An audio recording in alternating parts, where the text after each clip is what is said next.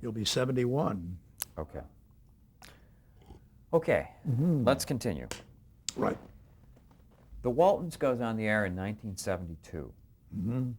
At what point were you called to come in and start working on that show? First of all, I have to give you some background about that. Actually, around 72, everything fell out, the bottom fell out of the screen composers of fairly serious screen music was taken over by Isaac Hayes and Bronk. And that's all, all of this, people playing violins were out. Yeah.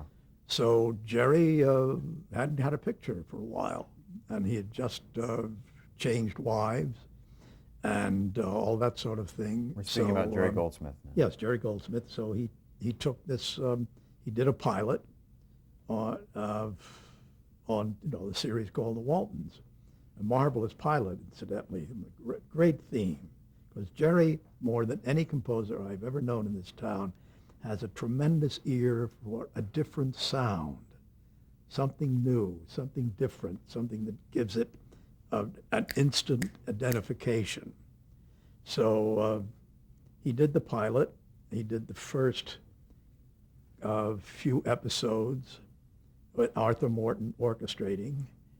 And that I remember I did, I think, 3. Because I think he got busy on a movie finally, and Arthur would go to the movie with him. So we were friends by then.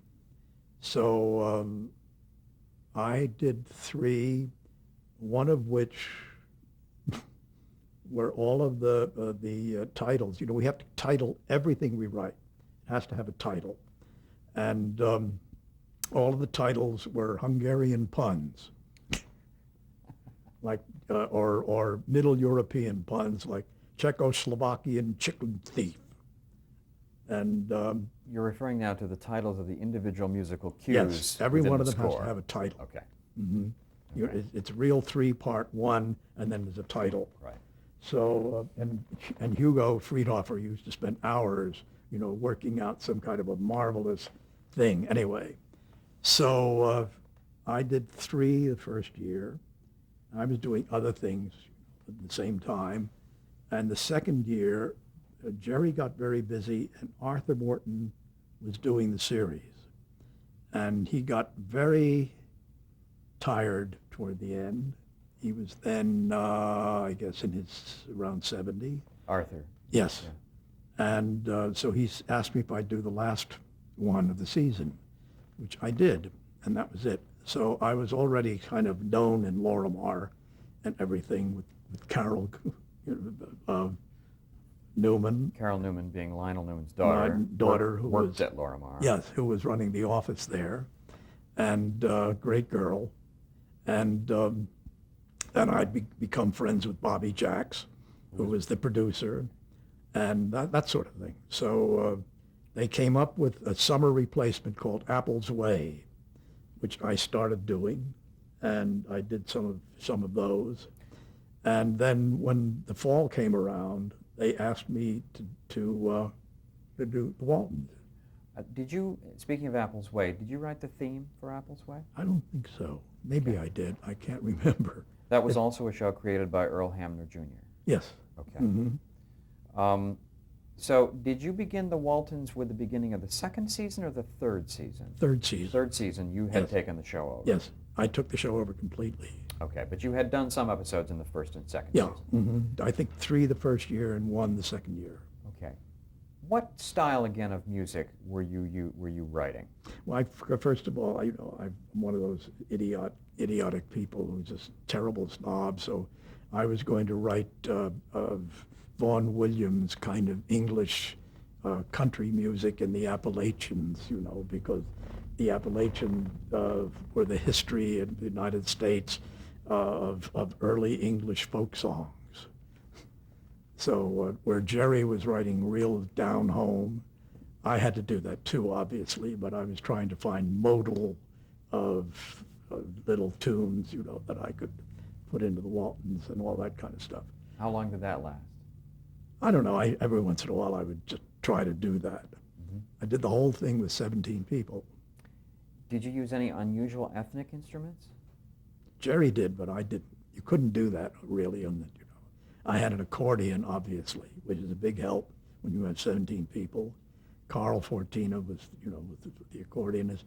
And I had the world's greatest harmonica player, you know, who was also of an inveterate soaring plane fellow. Would that be Tommy Morgan? Tommy Morgan, yes. Okay. And a guitar, usually on the show. And a string section and a flute and a clarinet. 17 players. Yeah, something like that. Okay. And writing every episode of the next several seasons, were you again expected to do this once a week? Mm-hmm. You did one a week? Yep. And about how much? For 8 years. For 8 years. Mm-hmm. And ultimately, you wrote 123 episodes of that show. Probably. That's an enormous amount of music. Yeah, but it was pleasant. That's another thing about it. Why was it pleasant? Well, because it was about nice people. I mean, basically the show is about nice people trying to make a living and survive during the Depression in the mountains of West Virginia or Virginia. And that's nice. What about the people you were working with? I loved them all. Wonderful. Earl, we became good friends, and so forth. And Earl Hamner, did he stay with the series? Oh yes, yeah. Well, he was doing other things too, but he, you know, kept his hand in. Did he care about music? Did you talk about Oh, it? very much, yeah. And do you recall anything he might have No, said? he seemed to think that I was doing all right, so that was that. So, in fact, I did a pilot for him called a murderous mess called Boone. Boone, yes. Yes. Some years later. Yeah. I think after the Waltons had been canceled. I think so, yeah. Okay. What do you recall about Boone? Awful. I remember we went to Tennessee to shoot the pilot, and for some reason, I was invited to come to that was incredible, you know, to come to Tennessee and supervise the hymn singing, and but there were all kinds of undercurrents going on that show. By this time, there were people running different things in the office jobs who actually, you know, were amateur rock and roll guitar players. And then there was a sort of semi-professional rock and roll guitar player who was related to one of the larger agents in this town, who was also part of the scene. And it was just, you know, they wanted it so-and-so, and I was trying to do the Waltons again. So it lasted, I think I lasted about 5 episodes, and then all of a sudden, chunk. That never had happened to me before and hasn't since. Did you write the theme? Yeah. You did? Mm-hmm. Okay. But the show, Wait a minute now, wait a minute. No, did he write, I think in the end, I think this young man with, you know, the second one with the guitar, it was one of those things. Okay. And that was on the air in '83? Yeah, briefly. Okay. After the Waltons went off, there were several TV movies based on the Waltons. Yes, I did. And you've done all of those? No, I didn't do the last 2, because everything had changed. Okay. The last one I did was the Thanksgiving Story, which I was starting to write in my office when our son called and said, "There's a big fire on the other side of your hill." He said, "I'm getting up there right away." So he came up with a helper, and a son-in-law of ours with another contractor came up with a helper. And Shirley, my marvelous, brave wife, stayed through the whole thing. And it was touch and go. But you, in the meantime, had to finish scoring a Walton Thanksgiving reunion. Right. So we lost water, power, telephone, everything. And so after 2 days of that, and going up the hill to try to get through on a portable phone, I moved into the Sportsman's Lodge in Studio City and wrote the score there with a synthesizer. Wow. Yeah. That would have been in 1993. 4. 4. Okay. Wait a minute. 5, I think. Not sure.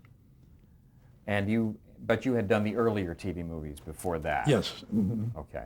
Yeah, And using the same style. Well, I was doing the same style, but things had changed, at NBC or wherever it was. All kinds of younger people had come in, and I don't know what was going on behind the scenes, but that was the end of it. Okay. And was the Waltons Thanksgiving show your last composing credit in television? I think so. Okay. Yeah. Let me jump back to the 70s. In the same period as you were working on the early seasons of the Waltons, you worked with Jerry Goldsmith on one of the very first miniseries, QB7. Yes. Which won Jerry an Emmy for original composition, and I believe is still one of the great classics of television movie It certainly scores. is. Did he bring you in to orchestrate? Yes. But we recorded it in Rome, and it was marvelous because, first of all, Rome is different than here. There were, I think, 7 different contractors attached to the music on this show. Some of them were fascist, some of them were communist. And we had a session at the hotel. I'll never forget it, with the emissary from the Vatican choir, in quotes, and as to just exactly who was going to get what and so forth. So finally, we had to record the Kaddish with this Vatican choir. And Jerry's, Carol Goldsmith's father. That's Jerry's wife. Yes, Jerry's wife's father, who was a marvelous doctor in town and a great lover of Schubert songs. I used to accompany him all the time. Had written out the Kaddish phonetically, and Jerry had that. And so the Vatican choir consisted of a bunch of girls, most of them American, and a few fellows, and we were going to record them. And Jerry came down with a huge case of flu. I mean, really bad. So he said, listen, I can't do this. He said, you have to go down, So I took the taxi down to this huge place in Rome, some palazzo in the middle of the old city. And here we are in this enormous room with an enormous crucifix and one Pope's picture here and another Pope's picture there. And here is this choir. So I am supposed to teach them how to sing the Kaddish in proper Hebrew and with about this much Italian. So I'm standing there saying, più profondo in gola, prego. See, deeper in the throat, prego. Right. And, Yiskadal, Yiskadash, Shmei Rabo, like this. So they were trying to do this, and Jerry walked in with Carol and absolutely, covered up top of his head with an enormous overcoat and laughing himself silly. He still tells about this story. I mean, it's wild. This crazy Scot, is... You. Yes. Trying to teach Hebrew to the choir in the most Catholic city in the world. Right. Not only that, with the crucifix and the popes, and the fact that the orchestra had, I can't tell you how many of contractors, and the concertmaster of the orchestra was Italian, and he was a fascist, and his wife or his mistress was an American girl who was the chief cellist, and she was a communist, and the whole thing was constantly that way, and most of them just sat around and snoozed. And they all had to be paid. There was a sliding scale. Okay. Also in the 70s and the 80s, you worked on a number of other shows like Flamingo Road and Falcon Crest. All of these things were kind of buzz-offs from the Waltons. And Because they were Lorimar? yeah. Eight is Enough was another one. No, A's Enough I did well with. Okay. They liked it. I did 4 of them in the summertime, and they were happy. Falcon Crest and the other ones, by this time, Dallas had reared its head.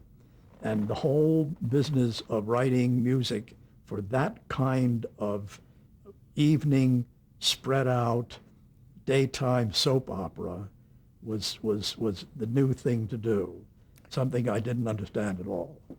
What was it that you were doing that they didn't like? I was writing scores, like miniature movies. And that's different than what you write underneath it for a daytime soap opera, which kind of is nowhere. It's just there. It doesn't do anything. It just fills up a kind of ear space. And so it changed everything. And I wasn't doing that. So that didn't last too long. No, just as well. You have an Emmy for a Christmas special from 1987, the Julie Andrews Christmas special. Right.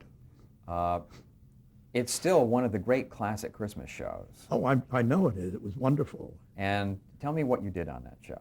I redid an arrangement that I'd made for Ian Fraser before about something, a Christmas carol of some kind.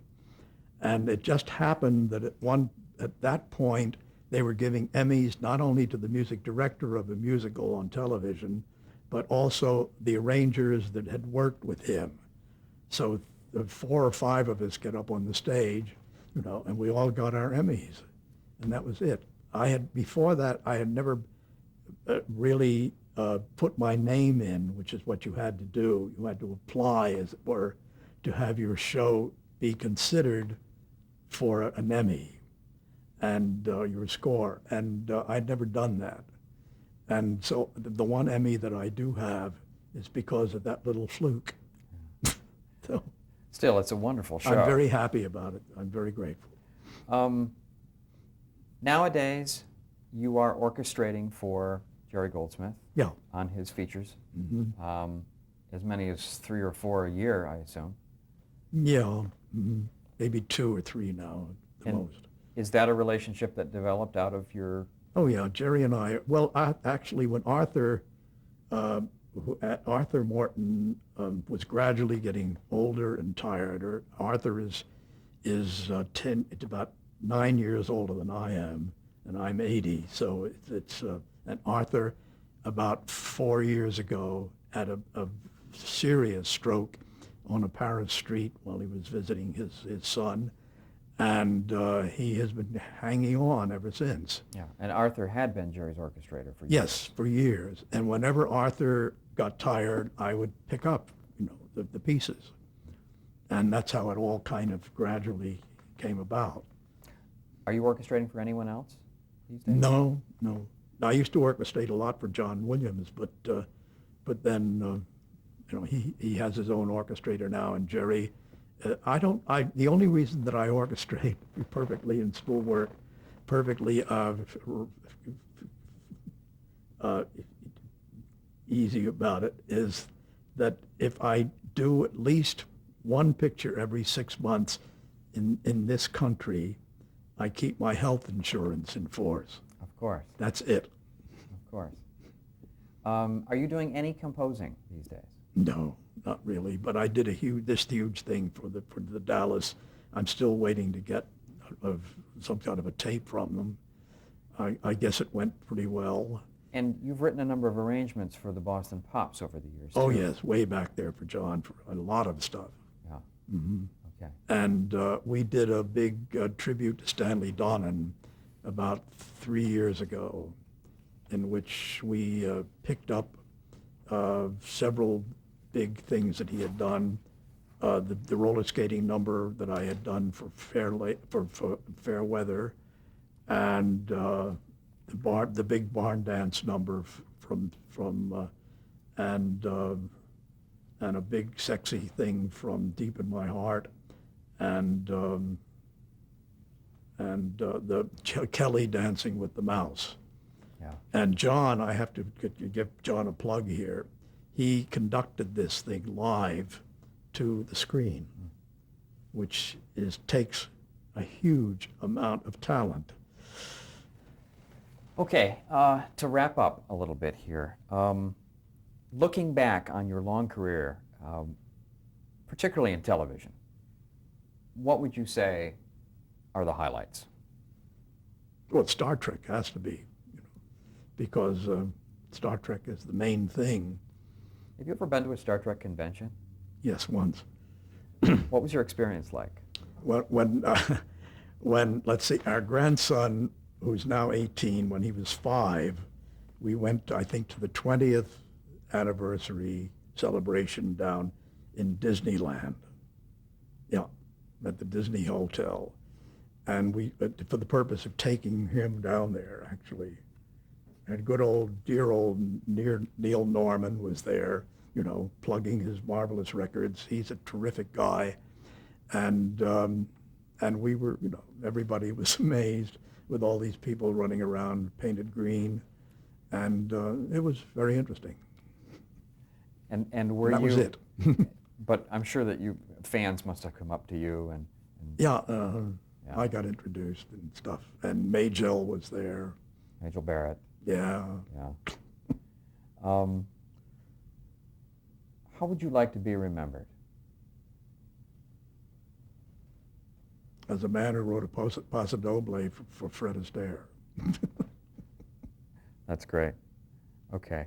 Can we pause there for just a second? What advice would you give to young television and film composers today? I tell you something, John, I have to be very frank about this. I know so little about what's going on now. I am so totally, as they say, out of the loop, and everything is so totally different, and it's all done now with computers and synthesizers and God knows what else. And I'm just an old flump from the old days, and I wouldn't know what to tell anybody anymore because I'm just out of it. But it's still nice to know that people are still using a pencil and paper to write music. A few people, not very many, not very many. Okay. Jerry's still doing that, and so am I, and so is John, for that matter. Yeah. Mm-hmm. Okay, well, Sandy Courage, thank you very much. You are very welcome, John Burlingame.